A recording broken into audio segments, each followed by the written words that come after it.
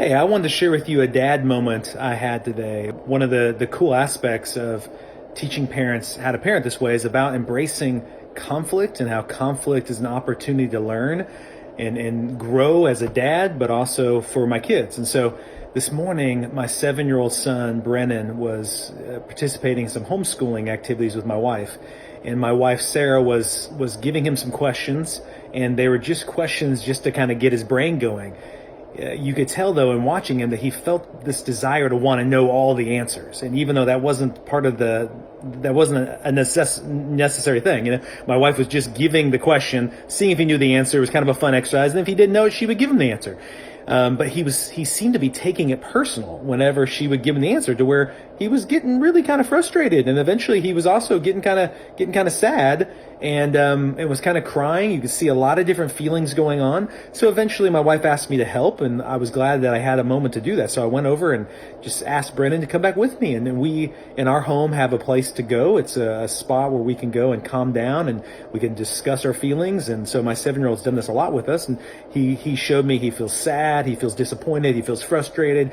He really wanted to know the answers. Felt like mom wasn't giving him time to give the answers. It just really seemed like he was taking it all personal. So something we've taught the kids is the simple brain model, where my arm is the brain stem, my thumb is the limbic system, and this is my prefrontal cortex. And I was telling my son, hey son, you know this brain model, and you're in the limbic system right now. And the way I know that is you're taking all this stuff personal. Like mom is trying to love you, but you don't feel loved by how mom is trying to love you. You really feel like mom is against you, like she's somehow undermining what you're trying to do. And so that shows me you're in the limbic system, and you're kind of flipping your lid. This is something Dr. Siegel says. You're flipping your lid. He liked that, and now at this point he's calm. He's able to be at the prefrontal cortex. We discussed it about how he'd like to ask mom to help him in the future if he's getting dysregulated that way. And so it was a really neat moment, but that really wasn't the dad moment. The dad moment was about a couple hours later. I was taking some stuff to Goodwill, and I put some stuff in the car, and he said, I want to go with you, Dad. And so he gets in the car with me, and at this time now we've had some really good connection after all of this stuff going down.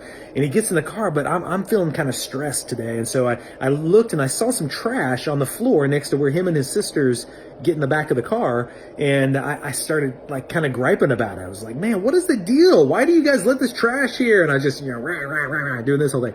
And after I did my whole little lecture speech thing I did, Brennan just looked at me and said, Dad, you don't feel loved right now. Are you kind of right here? Because you seem like you're taking this all personal. Because I'm not against you, Dad. I didn't put all this trash here just to be against you. Okay, I'll clean it up.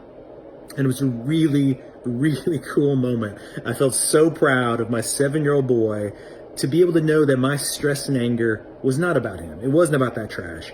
It was about just the whole day's full of events, trying to get things done, trying to check a lot of stuff off my list, knowing what work day I had ahead of me. But just a really, really cool moment, okay? So I just wanted to share this dad moment with you, and you have a great day. Bye-bye.